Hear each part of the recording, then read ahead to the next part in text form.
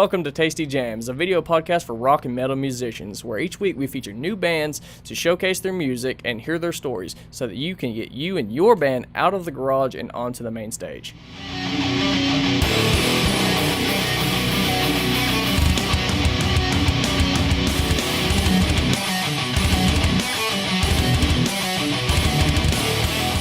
So what is going on, guys? What's up? Welcome to Tasty Jamz, episode 2. Thanks for having us. Thanks for having us. This is it's been a blast, and I think after the very first episode, we kind of got to work through a little kinks on kickstarting the show, and everything's running great, and had a lot of positive feedback through a lot of the community. Talked to some of the guys at Capone's. They were very supportive of it. They were like, "Well, this is probably one of the best things you can do for a local community," and we're all trying to help get everything going. So today, if you don't know, I am with Arm the Witness. How you guys doing? Doing good. Doing well. What's up? So if you want to introduce yourselves on down the line, go ahead. Okay. My name is Logan. I am the singer for Arm the Witness. My name is Mason. I'm the drummer. My name is Aiden. I'm the harsh vocalist for Arm the Witness. My name is Trevor. I play lead guitar. And Timmy, I play bass. Cool. We're missing a guy. Yep, and then you're missing the guitarist, right? Missing a guy that's at work. Cool. Yep. Missing Yep, I understand how that goes for sure.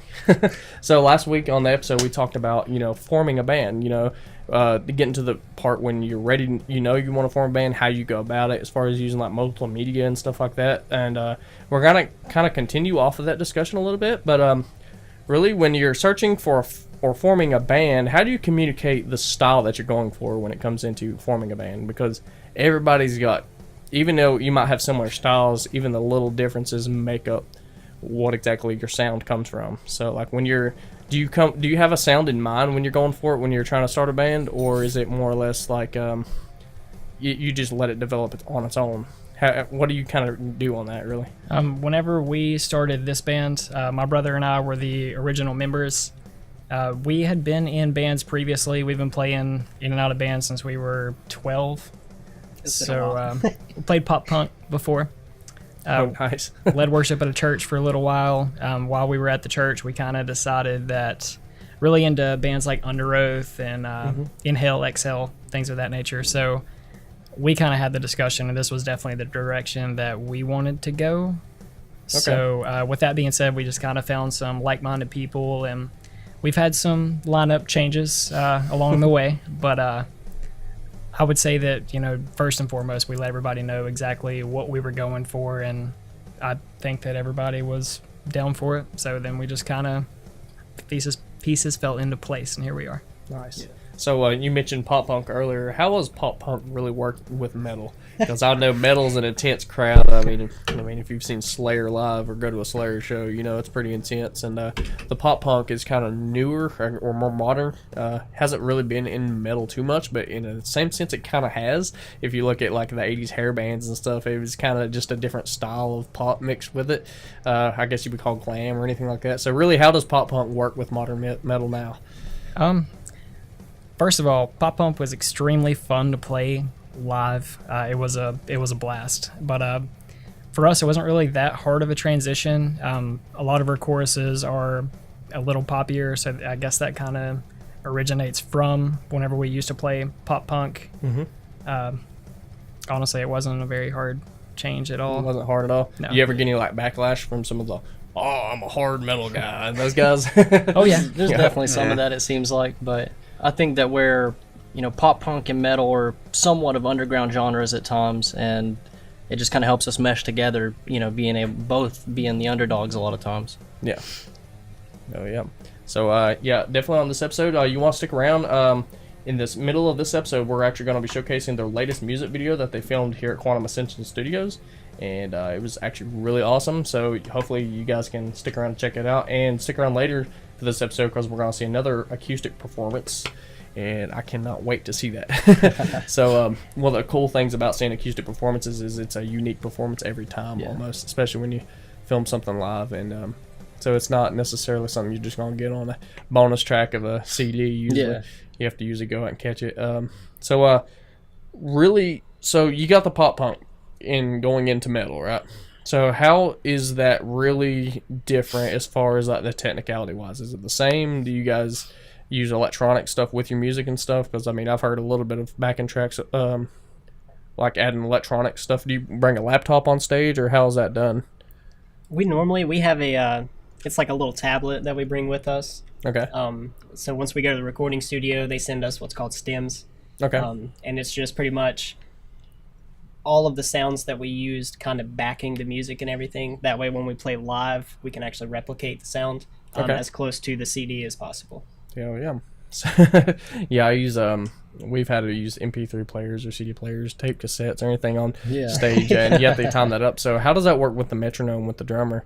Like, he's the only one that hears the metronome. Yeah. Okay. If you ever catch our live set, you will see our drummer, and he will have earpieces in his ear. For now, yeah. He is the only one that is listening to a click track, and he's pretty much the time and the rhythm.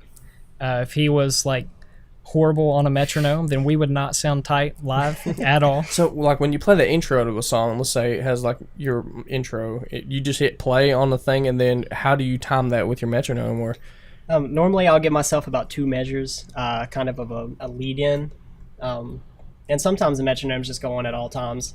We practiced it so much that, you know, even if I didn't have a lead in or anything, we would probably still be able to make our mark pretty much every time.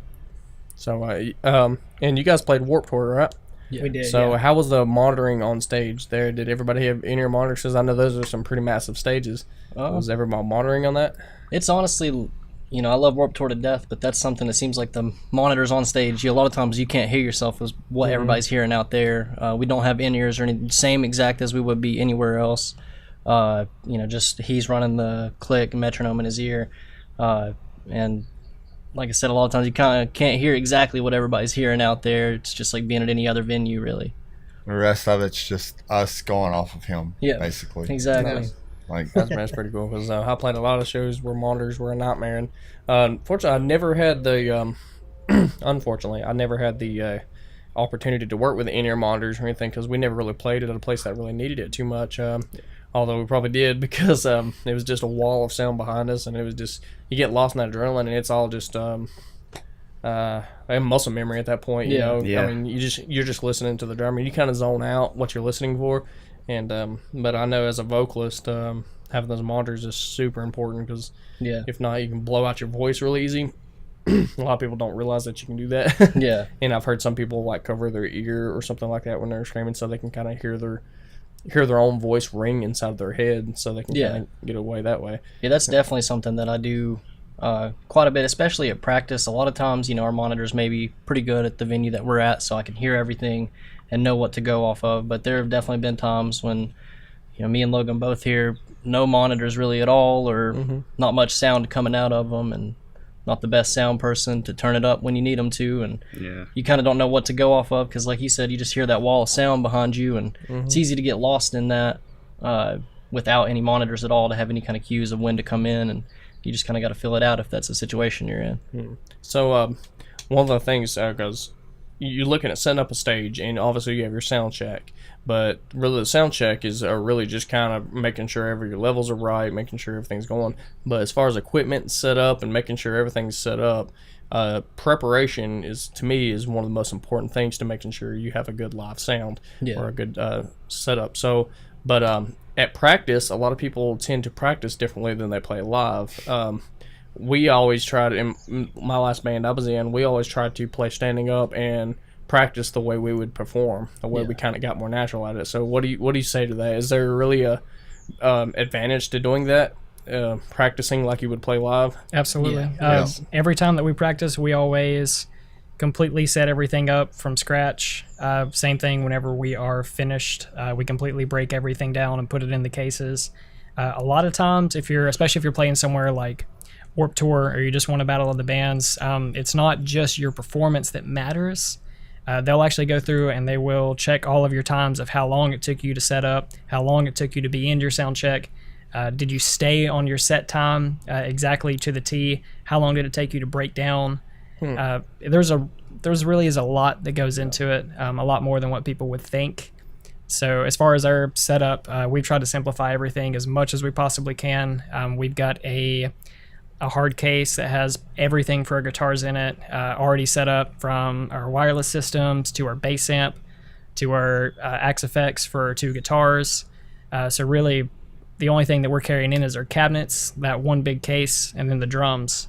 That way it's super easy for us. All the cables are already there. You just pretty much plug and play. It just makes you guys got it down. It's super simple. We've been around a while, so I can't tell you how many times we played to a kind of a stopwatch to see exactly how long our set was. I mean, we go through, we'll practice just like that. We'll practice to a stopwatch to make sure our set times are good. We've even went as far as to practice our entrance into the venue, getting our gear there, putting it on stage, and taking it off all in one, the set with setup and tear down and everything, just to make sure that we're good and don't obviously have any points docked or anything like that for taking too long. Oh, there was one time we were playing a Battle of the Bands. We were trying to get, it was actually for Warped Tour, and we were trying to get kind of in tune with how hot it was going to be.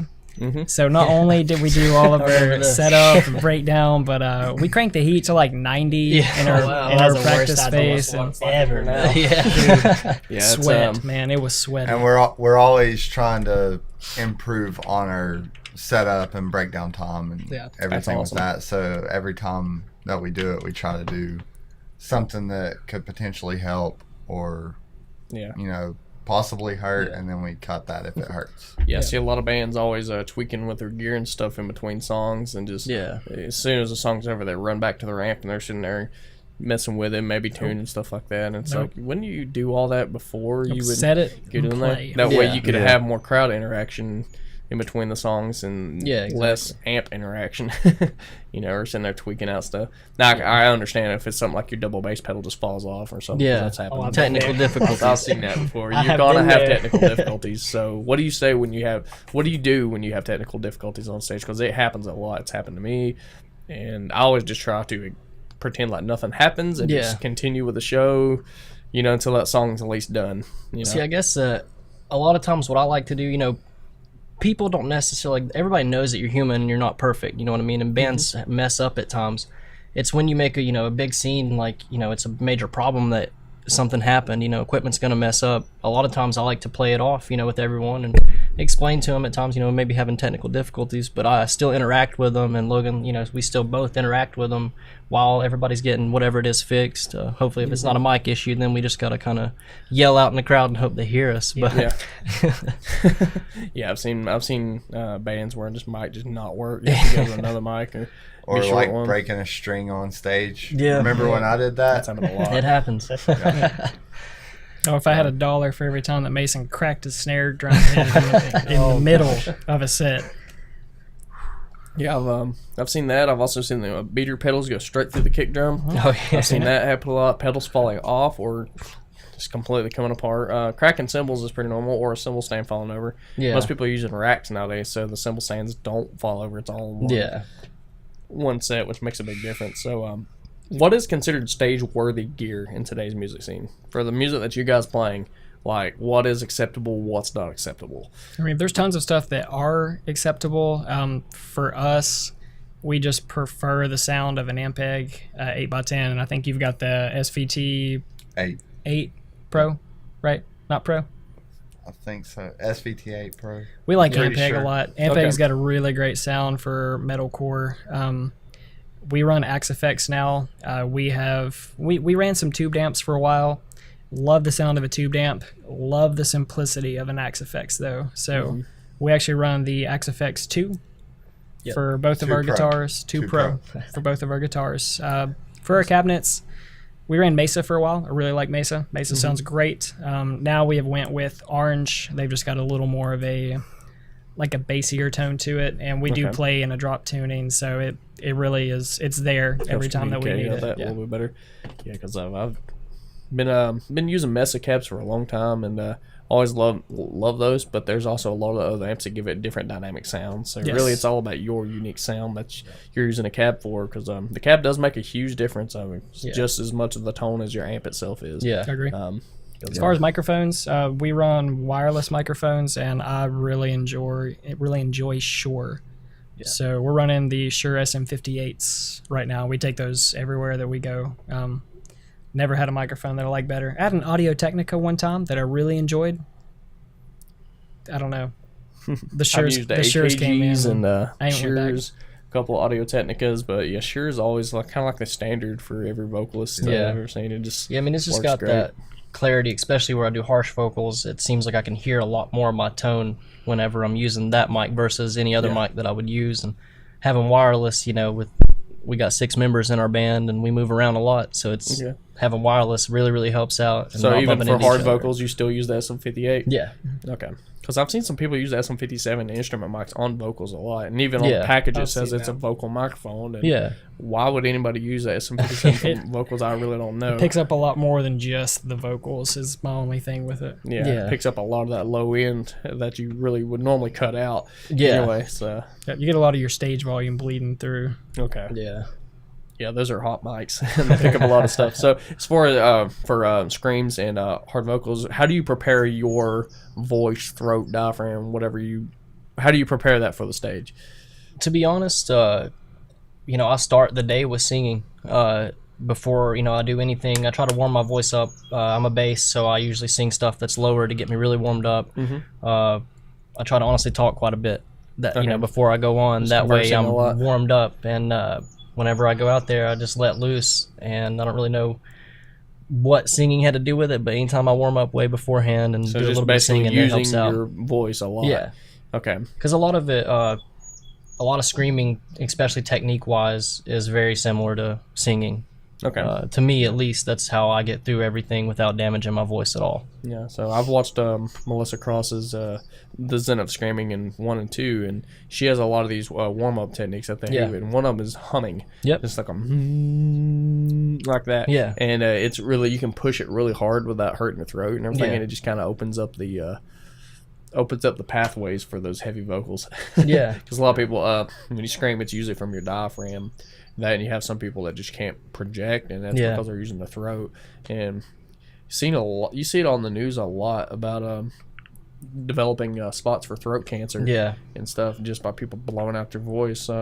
Corey Taylor, he was talking about it quite a bit. I think Jesse Leach from Killswitch Engage has had issues with it. It's a serious thing, and it can end your career if you don't really take that seriously. So I highly recommend doing a good proper warm-up. If you haven't checked out The Zen of Screaming by Melissa Cross, get online, order the DVD. It's pretty cheap, and it's well worth it because she gives lots of tips and tricks for screaming for sure. And see, it's pretty funny you say that you mentioned her, actually, because I grew up probably 12, 13 years old. That's what I watched a lot of times. That's what my friends showed me, this whenever I was learning to scream, that's what they wanted me to, go off of.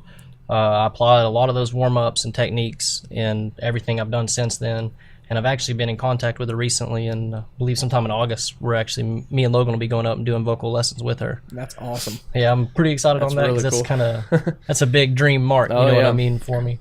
Yeah, she'd be an interesting person to meet for sure. Yeah. Just got to listen to her because that's exactly it. Yeah. I can see her really laying it down. Yeah. So as far as clean vocals, how do you warm up that way? I always start with my lower octave first. I do have some really high-pitched vocals, so a lot of times if I try to start with higher pitch, I'll just end up hurting my throat. So I start with my lower octave first, and then I kind of work in a medium octave, and then I do what I call sirens, which is stretching my range as high as I can go, as low as I can go, over and over again.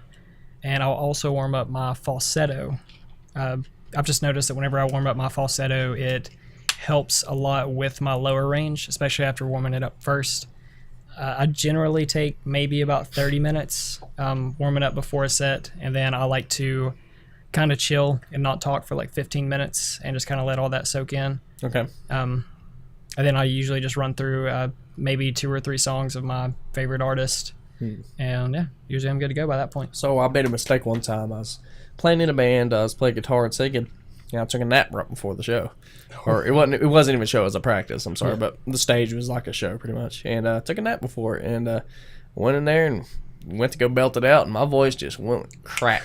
I mean, it just I think we were playing Waking the Demon by Bullet for My Valentine, and just completely cracked out. And then like the rest of the song was just trash. I mean, it just sounded awful. So I learned that you do have to take a lot of time and warm your voice up before you actually get on stage and play, or even at practice or anything like that. It's always just a good habit to get into. Yeah. Even throughout the day, if you know anybody that works with a lot of people that socialize a lot, by the end of the day, you are better at socializing than you were at the beginning of the day, just because you've done it all day. And you've exercised your voice, your pronunciation, vocabulary.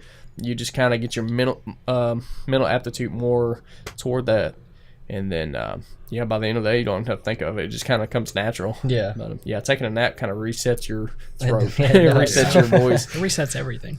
Yeah, it kind of does for sure. So talk about the music video a little bit. So you guys have a new album that just came out, right? Oh, no, it's actually just coming out on July 13th. Okay, coming out next July Friday. 13th. Yep. Okay, and then do you have a show that's right after that? Yeah, on July 14th at Capone's with Something Clever and Never I. They're two good bands that are good friends of ours from Charlotte, North Carolina. Yeah. So going back to the stage setup thing, right? What is your absolute, like, step-by-step method? You get to the venue, what's the first thing you do? I usually just don't do anything, and these guys do everything for me. Yeah, you're I just sit pretty around. lazy, so the rest of us kind of pick up your slack. There you go.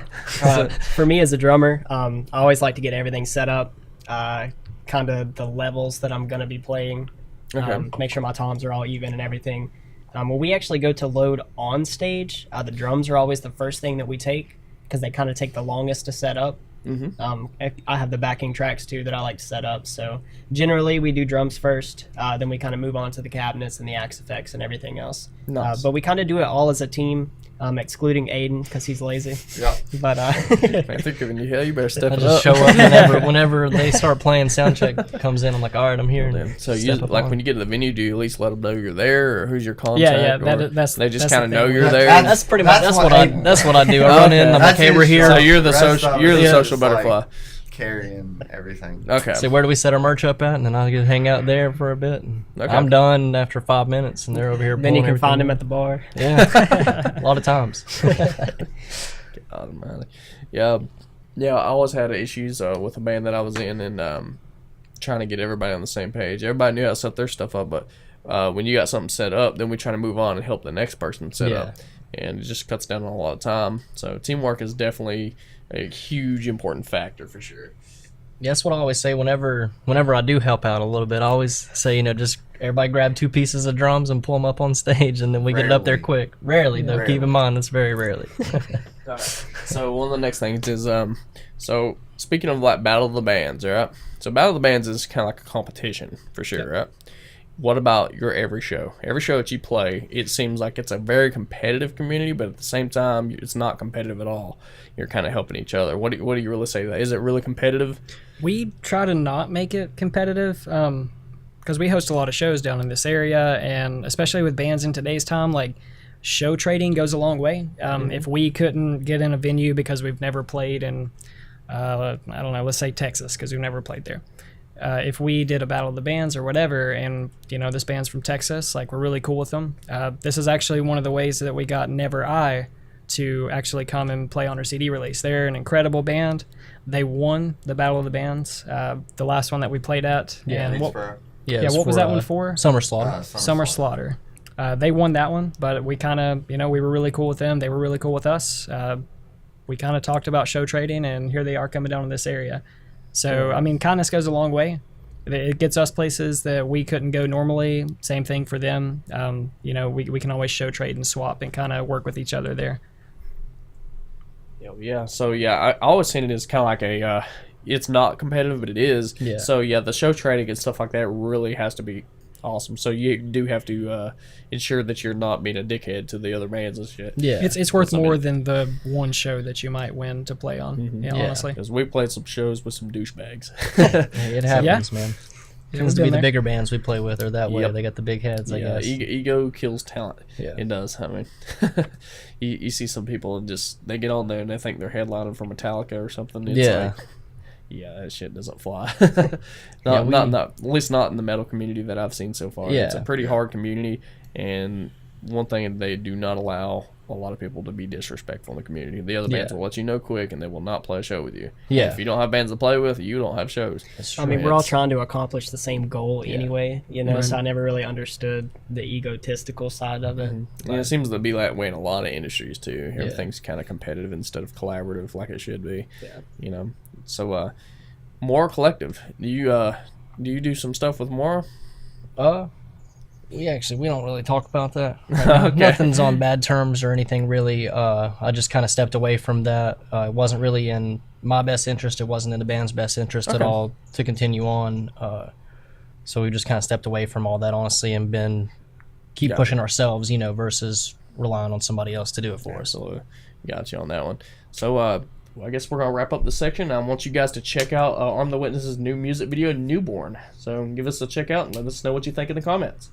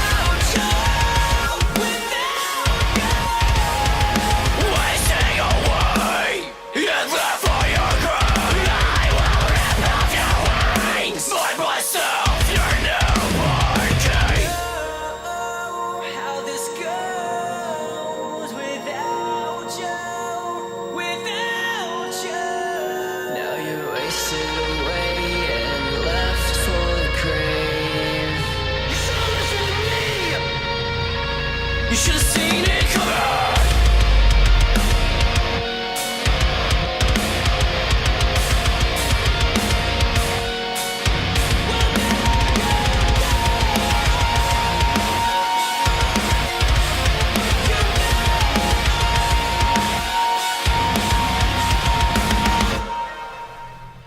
So yeah, make sure to leave it down in the comments below what you thought of that music video. I thought it was badass.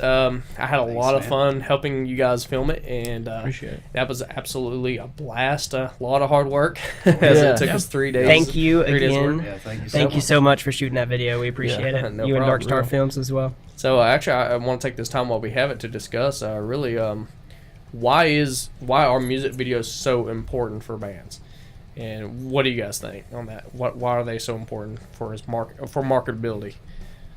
Yeah, I mean it really helps. You know, people like to have that imagery attachment to something when they watch it. You know, it really draws in people at times that may have not normally checked out your music because it may not be what they're into, but when they watch that video, you know, it really draws them in and makes them feel like a part of it more. And it helps build your fan base, like I said, you know, to people that maybe wouldn't normally draw them in.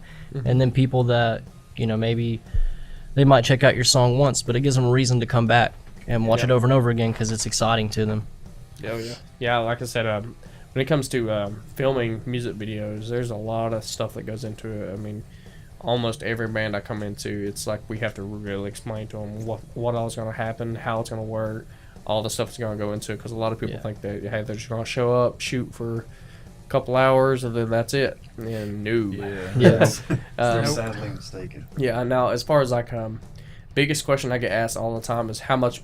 They'll come up to me, or they'll come up to Chelsea, my other partner-in-law. So, hey, how much would you shoot a music video for? And I'm like, well, what do you want? What kind of music video you want? Yeah, exactly. And then they're usually like, well, we got this one song we want to do it for, and we kind of got this. And it's like, yeah, you got to be specific. Like, I need to know really everything that goes into it. So what we do is set up a consultation. So we'll sit there and talk to you and really take a couple hours to get your vision of what you're wanting into it. And really trying to figure out exactly what you're going to get into it. Locations, props, everything from special effects, if there's fog machines, scheduling, we have to get the band there all on the same day, how many days we're going to shoot it, and then basically you'll go into your expenses from there. And some of that shit gets real expensive. So I know there was a couple of studios in Atlanta, Georgia that charged $10,000 minimum for a music video. And it if you ask me, it's a little overpriced, but depending on what you're going into music video, that might not even be that much, you know. I mean, it's definitely, I mean, you know, honestly, I would say $10,000 is probably pretty close to industry standard when it comes to any kind of big producer going to do a music video. You know, you see pop artists and their music video budgets are $1 million, you know, and they're going out, you know, and there's so much that goes into it, you know, and everybody thinks, you know, you're charging $10,000 for, you know, just for them to come out and film. But in reality, you know, the $10,000 is maybe cover them to film, but locations, actors, you know, and that's when it gets even more pricey at times. It may be way over $10,000 when it comes to that. Especially a lot of people want explosions and stunts, and pyrotechnics is the most expensive thing I've ever looked at in my life. And when you get the fire department involved with anything, you're paying up the ass. So back to kind of why music videos are important. The first thing I always do, if a band lets me, hey, you should check out my shit. All right, check out the song. All right, what's your name? What's the band's name? Now I'll look it up. First thing I do is get on YouTube and I check for content, you know. Now sometimes they don't have a music video. It might be just their track out there. You know, that's still something. You know, you have to have some way to showcase your music. And so really what you should have before a music video is obviously you need a studio production quality song. You know, your demo will not cut it for a music video. Do not make a music video for your demo. Because, I mean, if your audio is not 100% where you want it, your music video is going to kind of reflect that too. I made my very first music video with my friend Lee and, let's see, who else was it? My friend Austin and Samantha, and we all went out to the woods just to film a music video. And, you know, it kind of sounds stereotypical, but it had the location in mind. We planned it out, storyboarded it, how we're going to do it. And we went out there and did a cover song, and just I thought it was awesome. But it was also very overwhelming to see how much was actually going to go into it. Because we were literally had drum sets on dollies hiking a quarter mile up into the woods with all this equipment and gear, and we had to take several trips up there. It was a lot of work, and then we set up our lights, and we had a portable generator, fog machine going, and man, I had a blast. I realized, I was like, you know what, this was really hard, but at the final product of it is just so awesome. You know, one thing I wish that I would have done more on every single thing I've done is do behind the scenes on everything. So I could see all the stuff that goes into it, because that's where the fun's at. We had a couple good behind the scenes for the video that we shot. Nice. We're still having laughs over them. I've seen a few of them on Facebook. That's awesome. So I love it when a lot of film sets like you to keep it locked down to where they don't want anybody filming anything with the phones. I've never been like that. To me, build the hype all you want. This helps out. Now it's not like you're shooting a Star Wars film. You're giving away a super spoiler, anything like that. Super spoiler alert. And we're not some kind of band, you know, that tries to be strictly exclusive. A lot of times, you know, we want to make all of our fans feel like they're a part of our journey, you know, and building everything, get to see the behind the scenes. That's helps build the hype, like you were saying. They are the reason that we do what we do. Honestly, That's the least we could do. they're what keeps us going, man. Without them, we're just a bunch of sweaty dudes up there playing music. Let's be honest. Then I think music videos has always been ever since music videos really came out, it's always kind of struck a image, especially metal, because metal's image is part of it. You're not just hearing the music, you're being a part of it. And when you go to the shows and you got strobe lights, you got the kick you to the chest, the mosh pit, I mean, it's just chaos. And I think that's what makes it so special, is because there's an imagery, there's a feeling, there's a passion with it. And I think in a music video, it kind of shows that sometimes. And you got lots of different type of music videos too. You got some of them that won't even have the band members at all. They just kind of write some kind of interesting story to go with it. I like to see the instruments as well as like a story conveyed through it, and it makes the music video go a long ways. But on the cost of music videos, about $10,000 is you would say like industry standard for a lot of bigger studios. So let's talk about like music videos on a budget. All right, so if you're on a budget, realistically, what you put into the music video is what it's going to outcome. And it's not talking about going out and getting super expensive cameras. It's got to do more or less with the creativity and using what you have to go through with it. If you slap it together, a music video one day, and let's say you shoot for 6 hours and slap it together, you might get a decent music video depending on what you do. But sometimes, it's going to take a lot of work. You really got to bust ass that day. So just so anybody knows watching this, it is 4th of July and it's hot as fuck. So it is. It's hot as hell in here. If you haven't seen us, we're sweating. It's a little warm in the studio today. It's record breaking. It's record breaking temperatures today, and it's been everything to really keep it cool today. Like here at Tasty Jamz, we're obviously going to be doing this every week. So we'll be filming on Wednesdays, and your show will be coming out on Fridays. And if you want your band to come on the show, holler at me. If you got a Wednesday available, we can probably slide you in here. We got a lot of upcoming dates coming out, so keep checking with us on that. So one of the main questions I get asked a lot, because I tend to be a leader in a lot of stuff I do, typically because I'm the one that takes the initiative and steps up and nobody else does. How does leadership work in a band? I mean, bringing it to the table, is there any one of you that's a leader here? Or are you all leaders, or how's that work? It really depends on like what topic. We kind of all I think in a way we're kind of all leaders. Yeah, we do we do leadership aspects. in different ways. I mean, if you're talking about actually writing music, there's different leaders that are going to be bringing music to the table. If you're talking about like social media, for instance, like I suck at social media, so a lot of times Aiden will take over in that aspect, and everybody gets like a to-do list type deal, like, hey, this is what we need done, this, and this. So it really just depends on what aspect you're talking about. It can be super overwhelming for one person to do all the leadership in a band. Especially, we've got 6 people in our band. So if you look at one person writing the music, one person writing the lyrics, one person getting the studio dates together. As far as Aiden, he pretty much put the whole music video together, and I know that was super stressful. Cody did the majority of the editing for it. So if you don't kind of divide, it's like what we were saying earlier as far as like teamwork. If you don't have any teamwork, you're not really going to have a band. I mean, it's super hard to make everything work.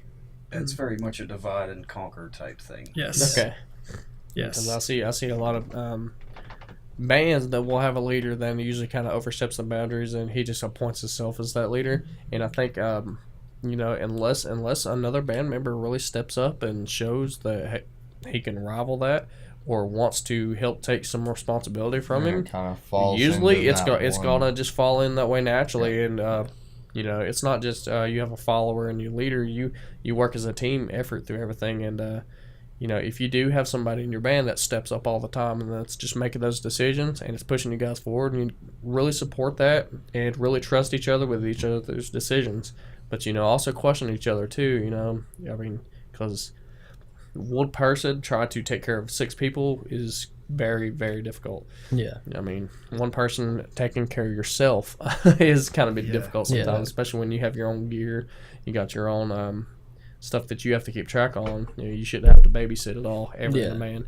So maturity goes a long ways at a band, and not being a child when it comes to a lot of the stuff, because you're going to have bad shows, you're going to have good shows, you're going to have a lot of bumps to road, you're going to have flat tires on the road, you're going to have equipment malfunctions, and You're going to have people driving into semis. Yeah, you're gonna have a van wreck. It happens. and when bad stuff happens, you have to be prepared to really, remember why you're doing this, and is it all worth it?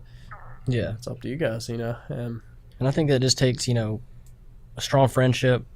Definitely, a lot of people that play in bands maybe think that friendship isn't the most important part, but you got to trust each other. You got to be able to take constructive criticism. Yeah, you gotta think you're Yeah. pretty much living You guys are in a together. relationship, so Yeah. So I mean, you got to, you got to split it up at times. Some people have weak points and some people have their strong points, and what people feel the most comfortable doing is what you're gonna have the best, results out of. So it's good to divide it that way and to trust each other, to take constructive criticism. A good leader is not someone who just says my way is right all the time. A good leader is someone who can take a step back and look at it like, maybe the way that I think this should happen isn't the best way, and I should just do what, trust in them to do what's right here and go along with it. And that is what helps, I think, build the real relationship and the trust with each other and the continuation forward. They're open to adjustments. Yeah. hell yeah. So as far as leaders go, one of the things I notice with each band is usually the first few members of the band will dictate what the sound of the band's going to be like when they start forming it. And they pull in members that have that taste in music. So, and the first thing most people go to is inspirations. So, who was the first members in this band? It's probably me and Logan. Okay, so the twinsies. If you guys haven't noticed, we got twins here. So, see if you can tell them apart, Logan and Mason. So He's Mason. okay, yeah, I see that. They pull tricks on me all the time with that because I can't tell them apart most of the time. So It's great at shows. It's great at shows. Oh yeah. Oh dude, wait. Just a quick side note. If I had $1 for every time, I'm the drummer, I'm Mason. If I had $1 for every time after the show somebody came up and said, "Oh man, you guys are awesome. Like, you have the best vocals I've ever heard." And I don't even correct them anymore. I'm just like, yo, thank you. Like, thank you for the compliment. I appreciate it. See, here's me hopping off the stage. I get off the stage discouraged because, nobody comes up to me and is like, hey, man, you guys are great. I guess no one just has anything to say to the drummer. And nobody says anything to me. I'm just more sexy, let's be honest. Some people watch our videos and they'll be like, "Is your singer also the drummer?" They're kind of two halves of the same person, I guess. We have two. There are two of us. I just think it's so awesome. There's no other band I've ever been in that's had twins like that. Actually, no, wait. No, we did play with the band. We hosted a local fest, and we had a band on last year. At the VFW in Bristol? This one was actually at the Woodman. Okay, We kind of go back and forth on those. Yeah, we kind of go between both. First off, the VFW has treated us super well. Okay. I will say that. But this particular show was at the Woodman, and there was a band that had two twin guitarists, so of course we had to take a twin band pic selfie, because who wouldn't take a twin band pic selfie? That's awesome. It's on Facebook somewhere. Search for that. You'll find it. I actually had a memory of that the other day. Yeah, it's a little back, but it's there. Yeah.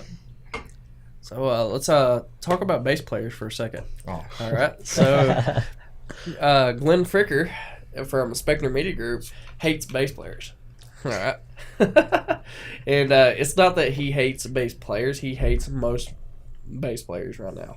Okay. I know that sounds kind of funny. That doesn't help me. Well, what it is he thinks of most bass players. Well, I would have to agree with him on a lot of this. A lot of bass players are lazy. They get into it and they want to be on stage, but they don't practice their instruments near as much as a lot of the other instruments. What do you have to say to that? You have to practice your instrument. Like, if you don't, yeah, you might be as good as the next person, but you're not going to be comfortable up there. And, if that doesn't apply to you when you're up there, it doesn't apply ever. Yeah.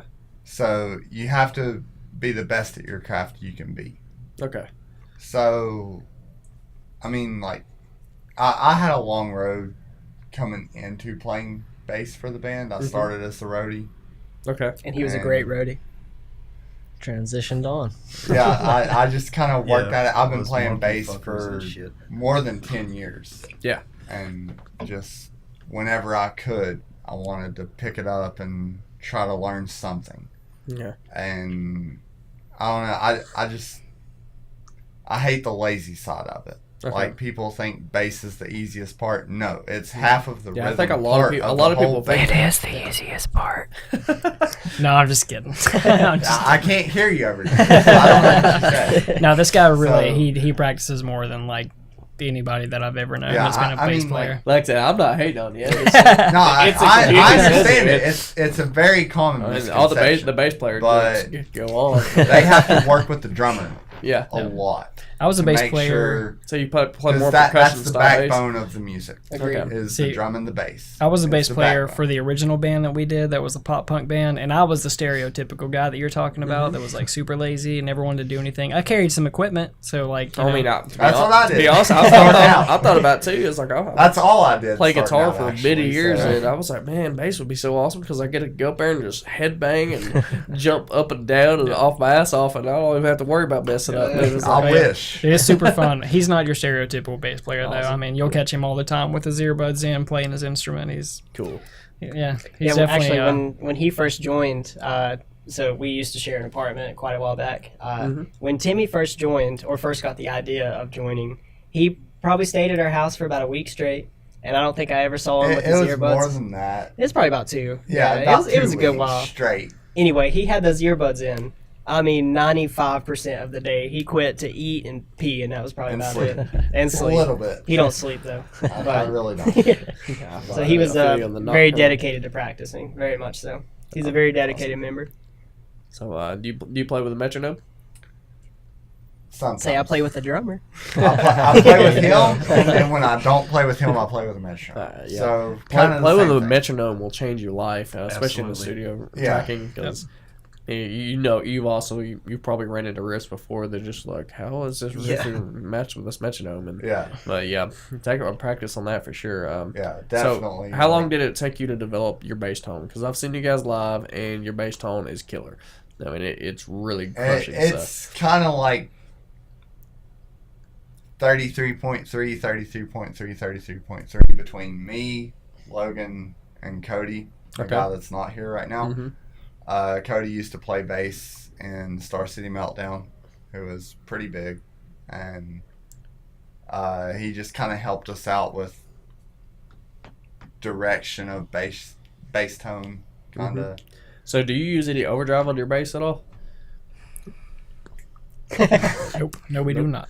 Okay, because I notice a lot of bands, including I think As I Lay Dying, they run a 6505 plus through their bass cab and through I their have bass been amp. wanting so- to get into using dark glass electronics for my bass. Okay. But haven't been able to recently because the music video and everything going into that. I haven't been able to focus on the dark glass electronics. So, but eventually, I'm wanting to at least test it. So, what do you have to say to all the lazy ass bass players out there that give you a bad name? Shit. Trying to think of the nicest way possible to get off your ass. Nah, and work. don't be nice about it. Just tell them. just Get tell off your 'em. ass and work. Like, I mean, it takes hard work, and you have to be willing to put into it. If you're not, then you're not going to go anywhere with it. Yeah. 'Cause I we mean, got- I stuck it out with the grind. Like, I was Yeah. a bass player behind the scenes and a roadie on the scenes for 4 years. Years, man, for real. Like, Yeah, I mean, this at guy's a least perfect 4 years. example. Like, I put in a lot more work than most people would have with this. He's actually a drum tech on the side as well. Oh, nice. It's a little So side note. that's, to so that's anybody. some of the roadie tech going Yeah, in. he All used right, to help so me set drums. actually, So, that like, actually just brings keep up working. a really good question. What does a good roadie do? Sets up drums. Yeah. That's all they need to Sets up do, the man. drums. Nothing Yeah, else. right. Does That's monkey something that I don't fuckers, too. think I've ever seen. All right, on a- so a good roadie will set up the drums, memorize every way that the drummer wants everything set up, and then they will have, like, as far as guitars and bass goes, where everything goes, they'll have that memorized, and then they'll also do monkey fuckers, Which you should demonstrate right now. Oh, We'll shit. do it. Oh, I yes. guess that. Okay. Yes. So monkey fuckers, it's What a the thing fuck that I is went. monkey? One and the same. You don't want to know. You don't What want is to know. this? It's a thing I went through during roadie boot camp. Oh, Roadie boot camp. Okay. And, I wish Jared uh, I have an episode called Roadie boot I camp. Just actually break nothing but roadies at in There it. you go. Sugar Hollow Park in Bristol, Virginia. I broke a trash can because I was doing monkey fuckers on them. Okay. Yeah, let's see him. Please tell And us. the monkey funker. Funker. Let me get a level. You're good. You're good. You're good. Take it away. Good. Okay. Get All that. right, so a monkey fucker, you grab your ankles Okay. and you just. But you What also the have to fuck are spell you- the band name. No, what the hell is this? Spell some shit. Yeah. It's- No, it's- no. it's What do on you mean who's you have to making spell some spell shit? You just You know what you go on. STAN. Yeah, that was for the old band standing at the summit. I used to have to do those on top of trash cans while spelling the band name. Now, was this some kind of like initiation or some shit for the? In a way. Yeah, kind In a of. way. But at the same time, I was doing like cab deadlifts. Like we kind of, Oh, so you're like you're like Combined- working out. Yeah, like you're yeah. lifting okay. and that was part of the cardio, which sucked ass. No one likes Oh, my cardio. cheeks hurt. But yeah, just keep working. No Come matter back the to it, shit just keep you have to working. go through, That's all you have to say no matter the afterwards. shit, the hell, like So- just stick it out. What the fuck is with the roadies that stand around waiting for orders? Like, I cannot stand that when people come to help me on set, or if I have to sit there and tell them every little thing to do, I don't need them there. Yeah. That they're actually slowing me down. I mean, if I can do it just as fast as telling them, I can. I'll have it done. Typically, when I need help, or if I need a roadie or a PA or something on set, they need to be able to look and find and know what needs to be done. If the suck. trash needs to be taken out, or something needs to be plugged up, or if they say, "Hey, what needs to be done?" I'm like, "What the fuck? Take a look at it. Look at the set. Look at the look what's wrong with the stage, picture. What has been checked off the And checklist." then- Find what's wrong with it and fix it. Yeah. Like, if you're looking around like, what do? You suck. Yeah. Well, you heard him. Point blank. If you're looking around and you're like, what do I do? You suck. I like that. That sounds like a pretty good t-shirt. We should There you make go. something like that. That'll be the next arm to witness show. Noted. There you go. Gotcha, man. So, we're getting ready to show you guys an acoustic performance. What song are we going to be playing? Paralyzed. Paralyzed. It's Awesome. off of our original E EP. Nice. Yeah. Actually, I've AKA actually heard that, but I've Paralizzle. never Before heard half the acoustic band before. was So a part of this. I'm interested to hear this. This is going to be really cool. So make sure you stick around. And this is Paralyzed.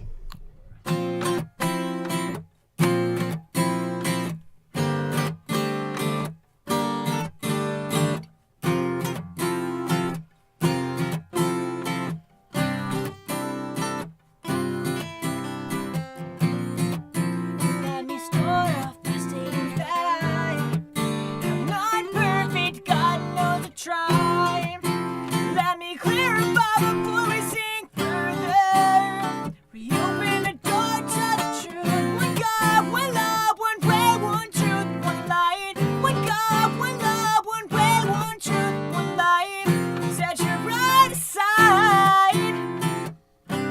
Love God, love others, keep a level head. Gotta find a way to stop calling his name.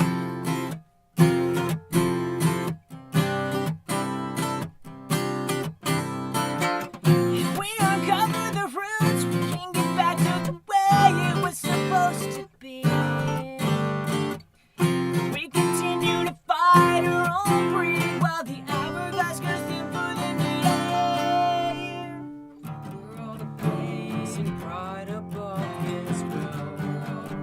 Bringing judgment on his name. World of play, the scars that make us stand. World of play, and why can't you just love in my name? Be the lie that they say. 'Cause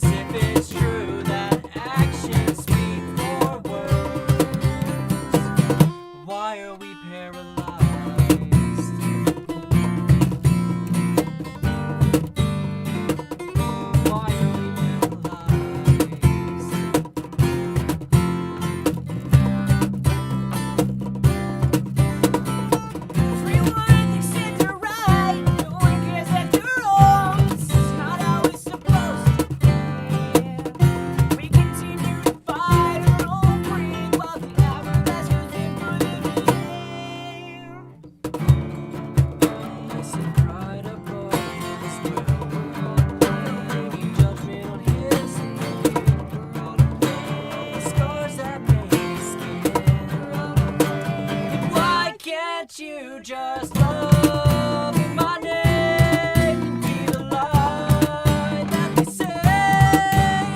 'Cause if it's true that actions speak more words, why can't you just love in my name, be the light that they say? 'Cause if it's true that actions speak more words, why are we